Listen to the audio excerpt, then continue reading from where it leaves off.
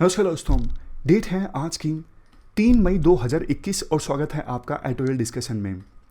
कल देखो कई स्टेट्स में जो इलेक्शंस कंडक्ट हुए थे उनके नतीजे घोषित हुए और आज सारे जो आर्टिकल्स हैं वो उन्हीं नतीजों से संबंधित हैं।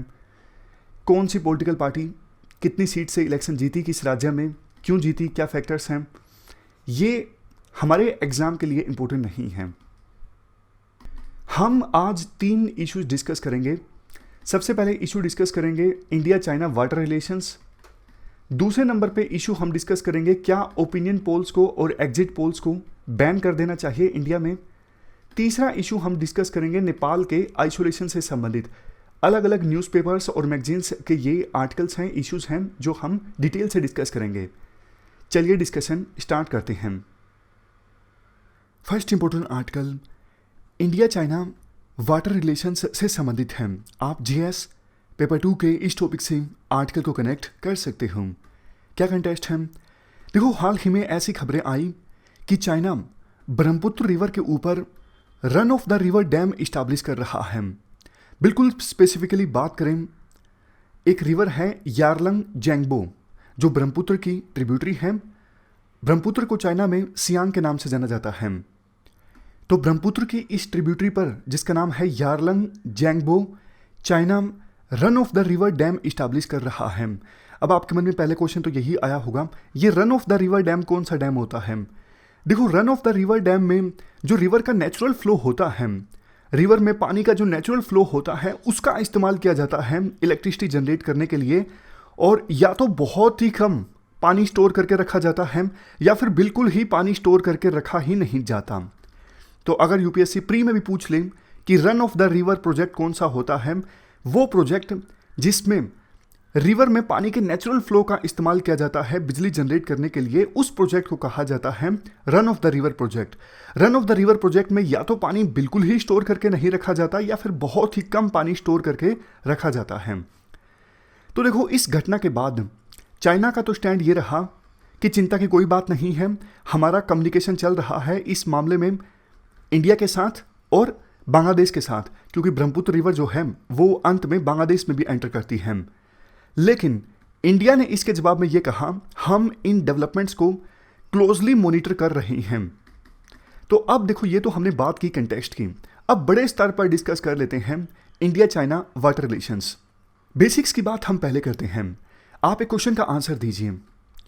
तिब्बतियन प्लेट्यू जो कि चाइना में है, यहां से कौन सी मेजर रिवर्स ओरिजिनेट करती हैं जो साउथ एशिया और साउथ ईस्ट एशिया में एंटर करती हैं? मेनली देखो 7 रिवर्स हैं जो तिब्बतियन प्लेट्यू से ओरिजिनेट होती हैं और यहाँ से ओरिजिनेट होके साउथ एशिया और साउथ ईस्ट एशिया में एंटर करती हैं। कौन सी ये 7 रिवर्स हैं? इंडस, गैंजीज यानी गंगा, ब्रह्मपुत्र, इरावदी, सल्वीन, यांगजे और मैकोंग। मैप में भी एक बार आप नज़र डाल लीजिए ताकि ये इमेज पूरी तरह से आपके दिमाग में छप जाए। इंडस, गैंजीज और उसके बाद ब्रह्मपुत्र, यहाँ पे है इरावदी, सल्वीन, मैकोंग, यांगजे। तो ये रिवर्स तिब्बतन प्लेट्यू से साउथ एशिया और साउथ ईस्ट एशिया में एंटर करती हैं। एक अनुमान के अनुसार हर साल तिब्बतन प्लेट्यू से और China administered region of Xinjiang and inner Mongolia से 718 billion cubic metre of surface water enter करता है पड़ोसी मुल्कों में, पड़ोसी देशों में। अगर देखो पर्टिकुलरली इंडिया की बात करें, इंडिया में 2 रिवर सिस्टम तिब्बतन प्लेट्यू से इंडिया में एंटर करते हैं।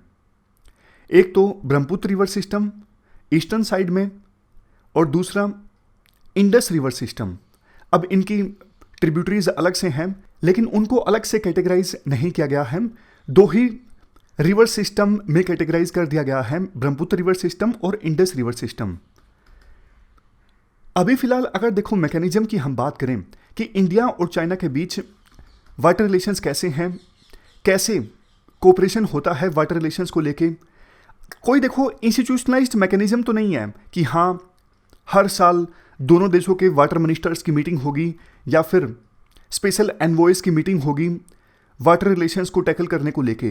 नहीं, ऐसा कोई भी इंस्टीट्यूशनलाइज्ड मैकेनिज्म नहीं है। लेकिन कुछ एमओयूज जरूर साइन हुए हैं दोनों देशों के बीच। जैसे 2002 में एक MOU साइन हुआ था, MOU for hydrological information of the river Brahmaputra. इस MOU के अनुसार चाइना इंडिया के साथ ब्रह्मपुत्र रिवर में पानी के फ्लो को लेके डेटा शेयर करता है। नेक्स्ट 2010 में एक MOU साइन हुआ था, MOU on hydrological data sharing on river Sutlej, जिसका चाइना में नाम है लैंगकेन जैंगबो। इसको रिन्यू किया गया 2015 में। 2006 में एक एक्सपर्ट लेवल मैकेनिज्म इस्टेब्लिश हुआ था ताकि इमरजेंसी सिचुएशन में, जैसे कोई बाढ़ आ गई इंडिया में, तो उस समय पानी का लेवल कितना है चाइना की साइड रिवर्स में, उससे संबंधित डेटा को शेयर किया जा सके। ये एक्सपर्ट लेवल मैकेनिज्म इस्टेब्लिश हुआ था 2006 में। इसके बाद देखो क्वेश्चन ये इमर्ज होकर आता है कि चाइना अगर अपनी साइड रिवर्स के ऊपर डैम इस्टेब्लिश कर रहा है तो इससे इंडिया को क्या दिक्कत है? दिक्कत है, बहुत सारी दिक्कतें हैं। सबसे पहली चीज, पहला कंसर्न, चाइना देखो ब्रह्मपुत्र या फिर ब्रह्मपुत्र रिवर की ट्रिब्यूटरी के ऊपर डैम बनाता है, तो बाद में वो रिवर इंडिया में एंटर करती है, तो इंडिया की साइड उस रिवर में पानी की क्वालिटी और पानी का वॉल्यूम जो है वो प्रभावित हो सकता है। गाद इंक्रीज हो सकता है अगर चाइना डैम बनाता है, यानी सिल्टेशन लेवल जो है वो इंक्रीज हो सकता है। जैसे देखो एग्जाम्पल के तौर पर ये देखिए, सियांग रिवर में चाइना डैम इस्टेब्लिश कर रहा है, इसलिए इंडिया की साइड जब सियांग रिवर एंटर करती है तो पानी बिल्कुल ग्रेइश हो गया है। पहले इंडिया की साइड इस रिवर में पानी क्रिस्टल लाइक क्लियर हुआ करता था, ये देखिए, लेकिन जब से चाइना डैम इस्टेब्लिश कर रहा है क्रिस्टल लाइक पानी दो पास्ट की बात हो गई, अब जो है पूरा ये कीचड़ जैसा पानी हो गया है। तो सोच के देखिए इंडिया के लिए कितनी ज़्यादा कंसर्निंग बात है। Next, absence of transparency in developments. China देखो अपनी साइड बॉर्डर के नज़दीक इंफ्रास्ट्रक्चर इस्टेब्लिश करता है, कोई ट्रांसपेरेंसी नहीं, इंडिया को कोई डेटा नहीं देता कि हम क्या कर रहे हैं क्या नहीं कर रहे हैं। ना सिर्फ इंडिया को बल्कि चाइना के साथ और भी देशों के बॉर्डर लगते हैं, जैसे मैकोंग रिवर चाइना से होके जाती है साउथ ईस्ट एशियन कंट्रीज़ में, उनके साथ चाइना डेटा शेयर नहीं करता, इसलिए उन देशों में भी ये काफ़ी कंसर्निंग चीज़ है। उन देशों को भी डर लगने लगा है कि चाइना किस प्रकार से उनकी साइड से जो रिवर ओरिजिनेट होती है उनके ऊपर डैम इस्टेब्लिश कर रहा है, इसलिए साउथ ईस्ट एशियन कंट्रीज़ में जो मैकोंग रिवर जाती है वहाँ पे पानी का जो लेवल है वो प्रभावित हो रहा है और फ्यूचर में और भी ज़्यादा हो सकता है। जैसे देखो एग्जाम्पल दिया जाता है, चाइना ने लैंगकैंग मैकोंग कोऑपरेशन फ्रेमवर्क इस्टेब्लिश किया ताकि साउथ ईस्ट एशियन कंट्रीज़ जहाँ से मैकोंग रिवर जाती हैं उन देशों के कंसर्न्स एड्रेस कर सके। लेकिन ये नाम का फ्रेमवर्क है, एक्चुअल में चाइना ने कोई खास डेटा शेयर किया नहीं है, इसलिए साउथ ईस्ट एशियन कंट्रीज़ के जो कंसर्न्स हैं वो ज्यों के त्यों बरकरार हैं। नेक्स्ट पॉइंट, कल को देखो इंडिया का चाइना के साथ बॉर्डर डिस्प्यूट इमर्ज होकर आता है, जैसा अभी आया था, तब तो चाइना इन डैम्स को एज ए वेपन की तरह इस्तेमाल कर सकता है, तो ये इंडिया के लिए एक बड़ी सिक्योरिटी थ्रेट भी है। जैसे देखो एग्जाम्पल के तौर पर 2017 में इंडिया और चाइना के बीच डोकलाम में स्टैंड ऑफ हुआ था, दोनों देशों की मिलिट्री आमने सामने आ गई थी। उस समय चाइना ने ब्रह्मपुत्र रिवर से संबंधित डेटा शेयर नहीं किया और इंडिया में बाढ़ भी आ गई थी ब्रह्मपुत्र रिवर में। तब इंडिया को यह एहसास हुआ, अरे कल को चाइना के साथ इंडिया की टेंशन से इंक्रीज होती है, चाइना तो बिल्कुल ही डेटा शेयर करना बंद कर देगा और ये इंडिया के लिए एक नेशनल सिक्योरिटी थ्रेट बन जाएगा।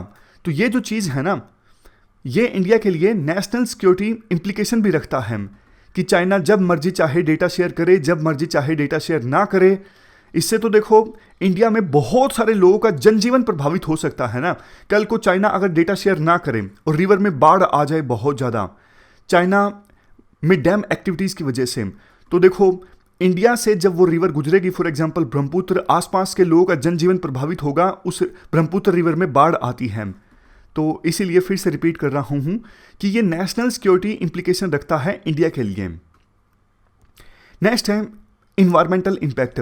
जैसा देखो हमने डिस्कस किया कि ये जो सियांग रिवर है, सियांग रिवर का जो पानी है वो चेंज हो चुका है। अब ये कीचड़ जैसा पानी आएगा तो इस रिवर के अंदर जो जीव जंतु हैं वो तो मारे जाएंगे ना, और इस रिवर के आसपास के जो लोग हैं अब उनके लिए ये पानी पीने योग्य नहीं रहा। बायोडाइवर्सिटी बुरी तरह से प्रभावित हो गई। और क्यों?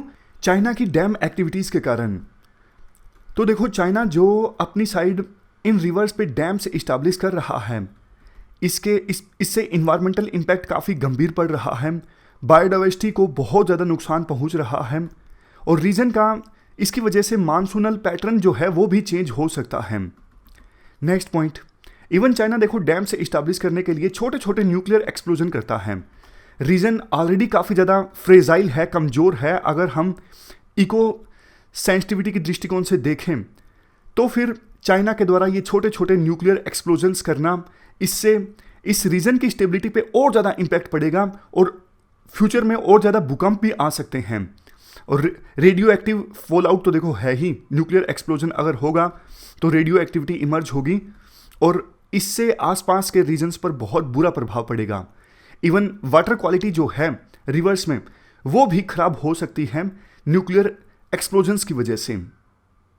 लास्ट पॉइंट ये है, चाइना देखो इस प्रकार से अपनी साइड रिवर्स पर डैम बनाता है तो बाद में वो रिवर्स जिन देशों में जाती है, जैसे इंडिया में, बांग्लादेश में, ब्रह्मपुत्र रिवर का एग्जांपल लीजिए, चाइना से आती है, इंडिया से होते हुए बांग्लादेश में जाती है और अंत में बंगाल की खाड़ी में। तो देखो कल को चाइना जब इन रिवर्स के ऊपर डैम बनाता है तो आर्टिफिशियली फ्लो को भी तो कंट्रोल करता है ना। जब आप रिवर के फ्लो को आर्टिफिशियली कंट्रोल करते हो तो उस रिवर में फ्लड की जो फ्रीक्वेंसी है वो इंक्रीज हो जाती है। आपने रिवर का पानी रोका, बेशक run of the river project में पानी का स्टोरेज कम होता है लेकिन फ्लो प्रभावित तो होता है ना। तो आपने थोड़ा सा फ्लो को स्लो किया, बाद में एकदम से पानी का जो फ्लो है वो तेज हो जाएगा, आगे जाके दूसरे देश में तो बाढ़ आ गई ना भैया। तो ये भी पॉइंट है।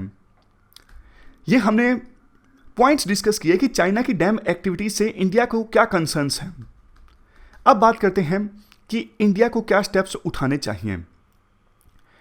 देखो इंडिया का कहना है कि हम मॉनिटर कर रहे हैं, ऑब्जर्व कर रहे हैं। सबसे पहले तो आपको चाइना की साइड जो चाइना प्रोजेक्ट्स बना रहा है उन एक्टिविटीज़ को और ज़्यादा डेप्थ से मॉनिटर करना होगा कि चाइना आखिरकार कर क्या रहा है। इसके लिए सैटेलाइट इमेजेस का सहारा लिया जा सकता है और ऑब्जर्वेशनल जो कैपेसिटी है उसे भी आप इंक्रीज करो। इंडिया की साइड जब ये रिवर्स आती हैं, जैसे ब्रह्मपुत्र रिवर इंडिया में एंटर करती हैं, तो कई सारी लोकेशंस पर आप हर हफ्ते के बाद मॉनिटर करो कि पानी का लेवल कैसा है। क्या चाइना की डैम एक्टिविटीज़ की वजह से इंडिया में ब्रह्मपुत्र रिवर में पानी का लेवल कम हो रहा है? अगर हो रहा है तो आप रेड लाइंस ड्रा करो। आप चाइना को बोलो कि भैया ये हम बिल्कुल भी कॉम्प्रोमाइज़ नहीं करेंगे, आपकी डैम एक्टिविटीज़ के कारण हमारी साइड में ब्रह्मपुत्र रिवर में पानी का जो लेवल है वो कम हो रहा है। इंडिया को रेड लाइन ड्रा करनी होगी। एक लेवल के बाद चाइना को स्पष्ट तौर पे बोलना ही होगा ये हमें मंजूर नहीं है। Next point, building international consensus against Chinese activities. देखो चाइना से रिवर्स ओरिजिनेट होती है और वो रिवर्स सिर्फ इंडिया में तो आती नहीं, बांग्लादेश में भी आती हैं, पाकिस्तान में भी आती हैं, साउथ ईस्ट एशियन कंट्रीज़ में भी आती हैं।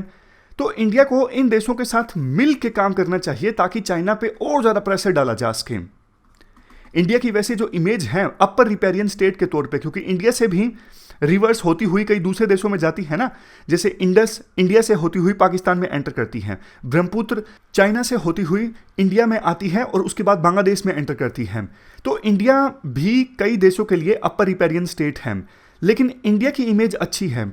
इंडिया ने कभी देखो चाइना की तरह ऐसा नहीं कि बहुत ज़्यादा ओपेकनेस बरती हो, ट्रांसपेरेंसी ना बरती हो, और इससे इंडिया से होते हुए रिवर्स जब दूसरे देशों में जाती है तो उनको इतनी परेशानी नहीं होती जितने की चाइना से परेशानी है। तो इंडिया अपनी इस इमेज का सहारा ले सकता है चाइना के अगेंस्ट एक सहमति बनाने के लिए कि देखो चाइना की जो गतिविधियां हैं वो गलत हैं लोअर रिपेरियन स्टेट्स के लिए। अब बारी आती है कंक्लूजन की। देखो इंडिया रेड लाइंस तो ड्रा कर दे, चाइना को बोल दे कि हमें ये चीज़ बर्दाश्त नहीं है, लेकिन चाइना मानेगा ऐसी तो संभावना कम है ना। मेन तो ये है कि इंडिया को अपनी इकोनॉमिक और मिलिट्री कैपेसिटी अच्छे से डेवलप होनी होगी ताकि चाइना पे प्रेशर डाला जा सके कि अगर हम इंडिया को इस मामले में नाराज़ करते हैं तो फिर इंडिया के साथ रिलेशंस ख़राब हो जाएंगे इकोनॉमिक स्फीयर में या फिर मिलिट्री स्फीयर में, और ये हम अफोर्ड नहीं कर सकते। अगर ये डेटरेंस इंडिया क्रिएट कर देता है चाइना के अगेंस्ट, ये डर इंडिया चाइना में पैदा कर देता है, तब जाके चाइना अपनी इन गतिविधियों से बाज आएगा।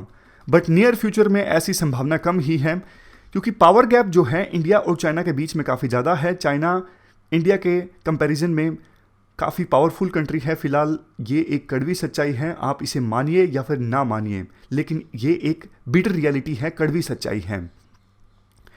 तो देखो, जब तक कि इंडिया प्रेशर कैपेबिलिटी को डेवलप नहीं कर लेता है, तब तक दूसरे देशों के साथ मिलकर इंडिया को काम करना होगा, और जो भी मैकेनिज्म्स हैं फिलहाल इंडिया और चाइना के बीच, उनका सहारा लेना होगा चाइना को बताने के लिए कि आपकी गतिविधियों से इंडिया में एडवर्स इम्पैक्ट पड़ रहा है, आप इन गतिविधियों से बाज आइए। तो ये हमने पूरा आर्टिकल डिस्कस किया इंडिया चाइना वाटर रिलेशंस से संबंधित। अब इसके बाद नेक्स्ट आर्टिकल हम ओपिनियन पोल और एग्जिट पोल के बैन करने की डिमांड से संबंधित डिस्कस करते हैं। आप जीएस पेपर 2 के इस टॉपिक से आर्टिकल को रिलेट कर सकते हो।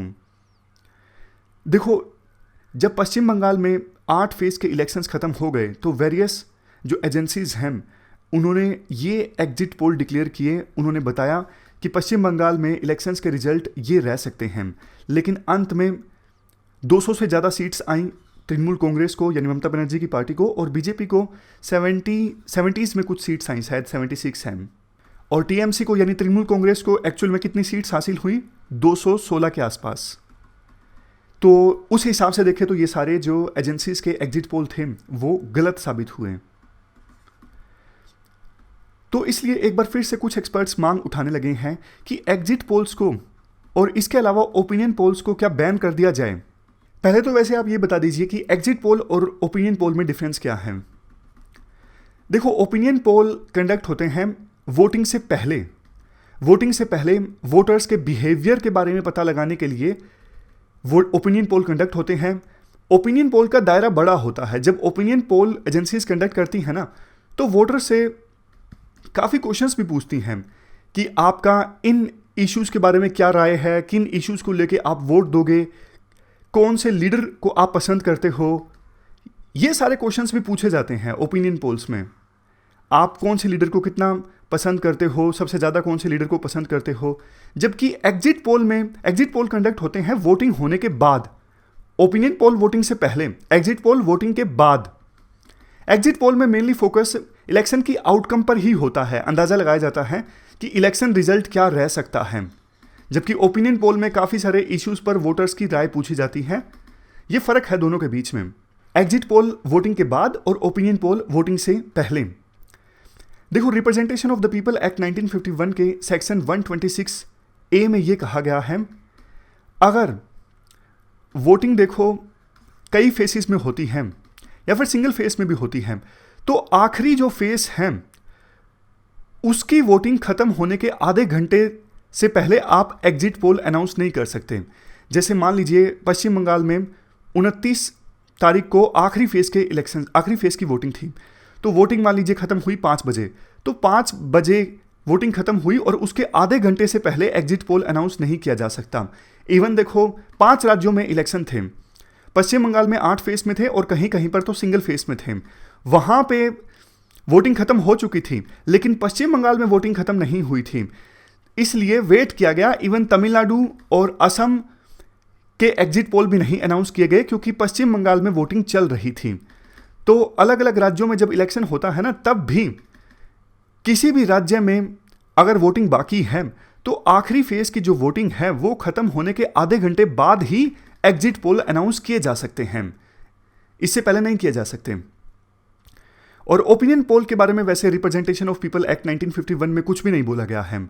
एग्जिट पोल के बारे में बोला गया है, ओपिनियन पोल के बारे में कुछ भी नहीं बोला गया है इस एक्ट में, जिसका नाम है representation of the people act 1951। अब देखो, क्वेश्चन ये भी उठता है कि आखिरकार ये ओपिनियन पोल या फिर एग्जिट पोल बहुत बार फेल क्यों हो जाते हैं। तो इसके काफ़ी सारे रीजंस हैं। सबसे पहला रीजन है स्टैटिस्टिक्स के जो प्रिंसिपल्स हैं उन्हें इग्नोर कर दिया जाता है इन एजेंसीज के द्वारा। डेटा की डिजाइनिंग में, सैम्पलिंग में और एनालाइजिंग में जिन प्रिंसिपल्स को फॉलो करना चाहिए, उन स्टैटिस्टिक्स के प्रिंसिपल्स को ये एजेंसीज फॉलो नहीं करती। दूसरा पॉइंट, लैक्स होलिस्टिक कवरेज। ये एजेंसीज देखो बहुत बार किसी राज्य के बारे में जब अनुमान लगाती हैं तो राज्य के कोने कोने में नहीं जाते, कुछ ही जगह पर ये जाते हैं और वहाँ से डेटा इकट्ठा करते हैं। तो फिर देखो जो रिजल्ट आएगा वो तो बायस्ड होगा ना, क्योंकि आप सारी जगह तो गए नहीं, आपने हर एक रीजन का मूड तो भांपा ही नहीं। इसलिए होलिस्टिक कवरेज ना करने की वजह से बहुत बार ये एजेंसीज फेल हो जाती हैं। कुछ ही रीजन्स का डेटा कलेक्ट किया और उसके बेस पे अनुमान लगा लिया। Next, no scope for margin of error. Sorry, काफी बार तो ये एजेंसीज देखो एग्जैक्टली और स्पेसिफिकली बताती हैं कि इस पॉलिटिकल पार्टी को इतना वोट प्राप्त होगा, 40%, इतनी सीट्स प्राप्त होंगी, 221, 102। अरे भैया 3% एरर का मार्जिन रखना होता है, लेकिन ये एजेंसीज आपस में कंपटीशन के चलते मार्जिन का जो स्कोप है, एरर के मार्जिन का जो स्कोप है, उसे बुरी तरह से इग्नोर कर देती हैं। नेक्स्ट, सिलेक्शन बायस। सैंपल्स जब कलेक्ट किए जाते हैं वो देखो डाइवर्स नहीं होते, अलग अलग जेंडर के लोगों से, एज के लोगों से, इनकम के लोगों से, रिलीजन के लोगों से, कास्ट के लोगों से क्वेश्चंस पूछने चाहिए, लेकिन नहीं, आप सेम ही सेक्शन के लोगों से, सेम ही आइडेंटिटी के लोगों से क्वेश्चंस पूछते हो, आपके डेटा में डाइवर्सिटी नहीं होती, इसलिए आपका जो अनुमान है वो गलत हो जाता है। लास्ट पॉइंट भी इसी से संबंधित है, issues in the method of sampling. Random sampling करनी चाहिए, लेकिन रैंडम सैम्पलिंग इन एजेंसीज के द्वारा नहीं की जाती, इसलिए अनुमान जो है वो गलत साबित होता है। तो ये हमने बात की कि रीजंस क्या हैं कि एजेंसीज का जो अनुमान है ओपिनियन पोल में या फिर एग्जिट पोल में वो गलत साबित होता है। अब बात करते हैं, क्या एग्जिट पोल को और ओपिनियन पोल्स को बैन कर देना चाहिए। पक्ष में काफ़ी सारे आर्ग्यूमेंट्स हैं। जैसे पहला आर्ग्यूमेंट, ये जो अनरेगुलेटेड एग्जिट पोल और ओपिनियन पोल हैं बहुत बार देखो गलत इंफॉर्मेशन स्प्रेड करते हैं और वोटर्स का जो बिहेवियर है वो उस पर प्रभाव डालते हैं, उसको इन्फ्लुएंस करते हैं। जैसे मान लीजिए पश्चिम बंगाल में इलेक्शन से पहले ओपिनियन पोल ये अनाउंस हुआ कि पर्टिकुलर जो पार्टी है वो एक तरफा इलेक्शन को जीत रही है, तो वोटर्स को लगेगा कि इस पार्टी की लहर है। और देखो ज़्यादातर जो स्विंग वोट्स होते हैं, मतलब जो अंतिम समय में डिसाइड करते हैं कि किस पॉलिटिकल पार्टी को वोट देना है, वो हवा की तरफ ज़्यादा अपना रुख करते हैं। यानी उन्हें लगता है कि ये पॉलिटिकल पार्टी जीतने वाली है, तो वो उस तरफ ज़्यादा वोट देना पसंद करते हैं। इसीलिए तो विभिन्न पॉलिटिकल पार्टीज जो हैं वो अपनी लहर बनाने की कोशिश करती हैं, बार बार बोलती हैं कि हम इलेक्शन जीत रहे हैं, हम एक तरफा सुपड़ा साफ कर रहे हैं दूसरी पॉलिटिकल पार्टीज का। क्यों? क्योंकि वो अपने पक्ष में माहौल बनाने की कोशिश करते हैं, तो ज़्यादा से ज़्यादा स्विंग वोट्स को अपने पक्ष में मोड़ा जा सके। और ये जो एग्जिट पोल तो चलो छोड़िए, ये तो वोटिंग के बाद होते हैं। ओपिनियन पोल जो कंडक्ट होते हैं ना, ये वोटर्स की चॉइस को प्रभावित करने का काम करते हैं। नेक्स्ट पॉइंट, बैन के पक्ष में एक आर्ग्यूमेंट ये दिया जाता है, देखो ज़्यादातर ये जो ओपिनियन पोल्स होते हैं ये किसी ना किसी पॉलिटिकल पार्टी के द्वारा स्पॉन्सर्ड होते हैं। क्यों? बात वही, अपने पक्ष में माहौल बनाया जा सके, जनता को यह बताया जा सके देखो हम जीत रहे हैं, आप हमें वोट दीजिए। नेक्स्ट आर्ग्यूमेंट, क्योंकि देखो बहुत बार ये opinion polls false information spread करते हैं, तो ये फ्री एंड फेयर इलेक्शंस के अगेंस्ट हैं। नेक्स्ट पॉइंट, इवन कुछ लोग ये भी बोलते हैं ये freedom of speech and expression के अगेंस्ट है। कैसे? क्योंकि देखो गलत इंफॉर्मेशन आपको प्राप्त हो रही है और इससे आपकी जो ओपिनियन है वो गलत बन रही है, आपका जो डिसीजन है वो गलत होंगे। इसीलिए कुछ लोग ये बात करते हैं कि ये आर्टिकल 19(1) सेक्शन ए के अगेंस्ट है, आप गलत इंफॉर्मेशन प्राप्त करते हो इन unregulated exit and opinion polls में। वैसे देखो आप ओपिनियन पोल्स को पेड न्यूज़ के फेनोमेनन से भी लिंक कर सकते हो। पेड न्यूज़ मतलब पॉलिटिकल पार्टीज पैसे देके जो न्यूज़ छपवाती हैं या फिर मीडिया चैनल्स में जो न्यूज़ आती है जिसके लिए पॉलिटिकल पार्टीज ने पैसे दिए होते हैं, उससे भी इन ओपिनियन पोल्स को और एग्जिट पोल्स को जोड़ा जा सकता है। अब देखो दो आर्ग्यूमेंट्स इन एग्जिट पोल और ओपिनियन पोल्स के पक्ष में भी हैं। पहला पॉइंट ये है कि इन ओपिनियन पोल्स की सहायता से कम जनता को जानकारी मिलती है, वेरियस इश्यूज़ के बारे में पता लगता है कि कौन कौन से जो इश्यूज़ हैं वो इलेक्शन में हावी हैं। गवर्नमेंट की पॉलिसीज़, विपक्ष के प्रोग्राम्स के बारे में जनता को जानने को मिलता है। और देखो freedom of speech and expression का आर्ग्यूमेंट तो यहाँ भी दिया जा सकता है ना, जो एजेंसीज ये ओपिनियन पोल रिलीज़ करती हैं ये उनकी freedom of speech and expression के अंतर्गत आता है कि वो बताएं कि हमारे हिसाब से कौन जीत रहा है। इलेक्शन से पहले आपका ये हक है कि आप अपनी राय व्यक्त कर सको कि मेरे हिसाब से तो ये पॉलिटिकल पार्टी इलेक्शन में जीत रही है। तो फिर इन एजेंसीज का भी तो हक है ना अपना अनुमान बताना, तो इनको रोका कैसे जा सकता है? तो freedom of speech and expression का आर्गुमेंट दोनों तरफ दिया जा सकता है, यहां भी वहां भी। नेक्स्ट देखो, ये कहना कि वोटर्स की चॉइस को इन्फ्लुएंस करते हैं ये ओपिनियन पोल, ये तो एग्जैजरेशन वाली बात है। बहुत कम लोग ऐसे होंगे नाम मात्र के जो इन ओपिनियन पोल को देखकर अपनी राय बनाते हैं। नेक्स्ट पॉइंट में राइटर ये कहते हैं, देखो एग्जिट पोल को और ओपिनियन पोल को आप सेम नहीं ट्रीट कर सकते।